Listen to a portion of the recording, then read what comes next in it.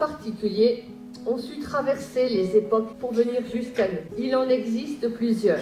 La boulonnaise, aussi appelée le nœud d'amour, qui n'a guère changé depuis sa conception, est la plus connue. Elle existe en version or et argent pour être accessible à toutes les bourses. Le nœud d'amour, dont le chaton carré se compose d'excroissance, des petites boules de tailles différentes, une grosse au centre, 4 moyennes autour, 5 toutes petites à la périphérie, 9 au total, qui représenteraient, selon certains, les 9 mois de la grossesse. Le tout est entouré de cordages très fins, en fil d'or, qui les relient et forment, si l'on regarde à l'intérieur, 2 cœurs en creux croisés.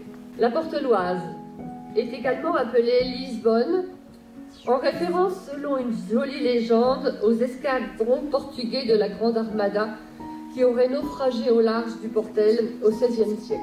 Son chaton a une forme de losange remplie d'excroissance, rose comme des têtes d'épingle en or. Elle est surtout portée au Portel. Ensuite, la turquoise. Elle fut longtemps la bague de fiançailles. Elle est en or, se compose de 5 cabochons de turquoise enchâssés dans des sertis carrés. Certaines pouvaient comporter 3 lignes de pierre turquoise. Enfin, le Caplet, à Boulogne, cette bague peut être en or ou en argent. Il existait de minuscules destinées aux enfants, dont on donnait en cadeau. Elle leur était souvent offerte par les bijoutiers quand les parents faisaient l'acquisition de nouveaux bijoux. Les femmes pouvaient la porter, mais aussi les hommes, les dimanches et lors des fêtes.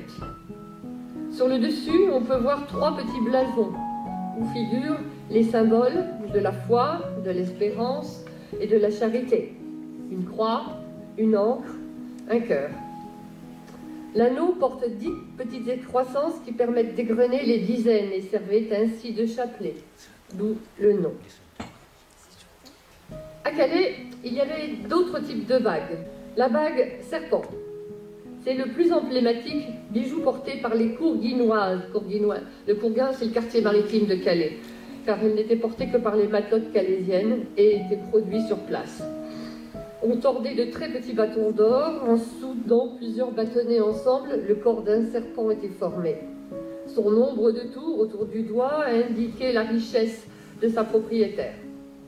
Bien souvent, une pierre de couleur, un rubis ou autre, était sertie au niveau de la tête.